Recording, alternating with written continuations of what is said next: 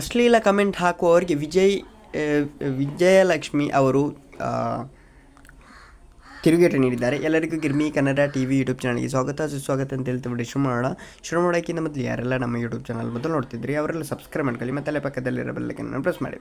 ನಟ ದರ್ಶನ್ ಪತ್ನಿ ವಿಜಯಲಕ್ಷ್ಮಿ ಅವರು ಸಾಮಾಜಿಕ ಜಾಲತಾಣದಲ್ಲಿ ತಮ್ಮ ವಿರುದ್ಧ ಅಸಭ್ಯ ಹಾಗೂ ಆಕ್ಷೇಪಾರ್ಹ ಕಮೆಂಟ್ಗಳನ್ನು ಹಾಕಿದ ಕಿಡಿಗೇಡಿಗಳ ವಿರುದ್ಧ ಸೈಬರ್ ಕ್ರೈಮ್ ಪೊಲೀಸರಿಗೆ ದೂರು ನೀಡಿದ್ದಾರೆ. ಜಲಗಾರ ಯೂನಿವರ್ಸಿಟಿ ಎಂಬ ನಕಲಿ ಖಾತೆಯ ವ್ಯಕ್ತಿ ಪತ್ತೆ ಹಚ್ಚಲು ಪೊಲೀಸರು ತನಿಖೆ ಆರಂಭಿಸಿದ್ದಾರೆ. ನಟ ದರ್ಶನ್ ಅವರು ರೇಣುಕಾಸ್ವಾಮಿ ಕೇಸಿನಲ್ಲಿ ಜೈಲಿಗೆ ಹೋಗಿದ್ದನಿಂದಲ ಅವರ ಪತ್ನಿ ವಿಜಯಲಕ್ಷ್ಮಿ ಅವರಿಗೆ ಕೆಟ್ಟ ಕಾಮೆಂಟ್ಸ್ಗಳು ಸುರಿಮಳೆ ಬರ್ತಾಯಿದೆ.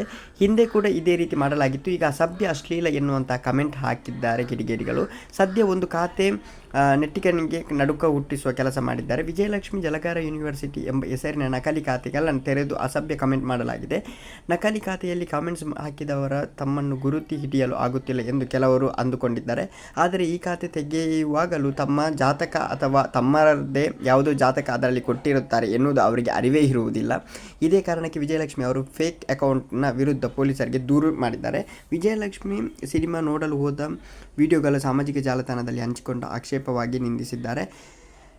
ಇವರೇ ನೋಡಿ ಕ್ರಿಮಿನಲ್ ದರ್ಶನ್ ಹೆಂಡತಿ ಎಂದು ಕಮೆಂಟ್ ಮಾಡಿರೋ ಈತ ವಿಜಯಲಕ್ಷ್ಮಿ ವೈಯಕ್ತಿಕ ಬದುಕನ್ನು ಗುರುತಿಸಿಕೊಂಡು ಕೆಟ್ಟ ಕಾಮೆಂಟ್ ಹಾಕಿದ್ದಾನೆ.